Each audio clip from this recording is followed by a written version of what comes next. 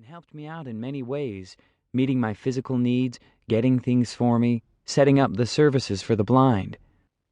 The frustration came with the fact that I couldn't do any of it myself, right down to going to the kitchen and making a sandwich, or getting across the room and out the front door by myself.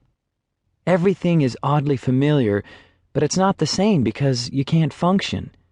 I forged ahead and tried to find things, my bedroom, the kitchen. But he always stopped at the front door. Going out there was a terrifying prospect. He would come to think and speak of it as walking off a cliff. He found that the anxiety of sudden blindness was a relentless and powerful jailer. I couldn't go anywhere independently. At 19, you've got that independence for the first time, and then you get it pulled away. I certainly lashed out at family members and people around me. I think they understood, and it was okay, but it was a hard time for everybody. His mother and siblings had to return to their jobs and families, but Todd could not be left alone all day. At 78, having retired to Florida, Todd's maternal grandmother, Doria Gustafson, Nan to her grandchildren, heard the distress call and reported for duty. She was the matriarch of the family, very independent thinking, very strong, with an attitude of just pull yourself up by the bootstraps and get on with it, Todd says. She was always the one in our family who would go wherever she was needed. She was an amazing person. She never had any formal education in rehab or anything, but she just knew what to do. She insisted, we're going to do these things, and this is how you're going to get going again. She and Todd's mother, Theodora, Teddy, formed a formidable team. Nan was the more tough love part of the team, with my mother's encouragement taking a softer, gentler approach, Todd says. The result was that I was pushed to keep moving forward, while at the same time having the feeling of strong protection if I felt things were falling apart around me. It did not take Nan long to impose an unorthodox but strict new regime with a simple philosophy: whatever works. First, she had me learn all the capitals of the states and countries of the world. It had me thinking, okay, how can I master this? That was the beginning of, hey, there's something I can do. I still have a mind. I can't see, but there are other parts of me that work pretty well. Still.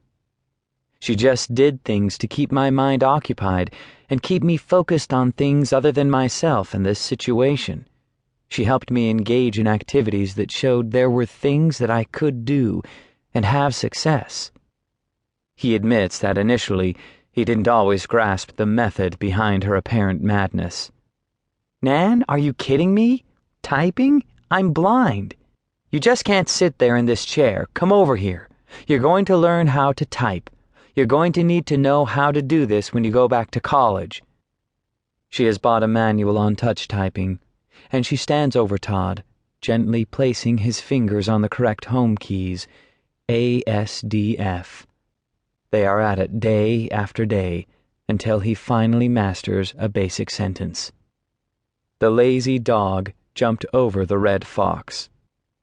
Call it Todd's Helen Keller moment, perhaps not as earth-shaking as the first time Keller spelled water in sign language for her teacher, but the small accomplishment telegraphs a future. More is possible. A lot more. The clacking gets more rapid and rhythmic as the two of them fall into an intimate, if occasionally turbulent, daily routine. Breakfast made by Nan is followed by morning mind calisthenics. Norway? Oslo. Venezuela? Caracas. Too easy. Sri Lanka. Weekdays she leads him to the car and drives him to physical therapy to strengthen his injured leg. Every day after therapy they joke, wherever shall we go for lunch? And every day they hit Burger King and return home for another more pleasant form of rehab, extreme endless cribbage. Todd has been learning Braille, and with a deck of Braille playing cards, he is soon nimbly moving cribbage pegs, finding the jack of diamonds by touch, matching wits with the flinty old woman who minces no words whenever he sinks into choppy waters. Stop feeling sorry for yourself. Get up and get going.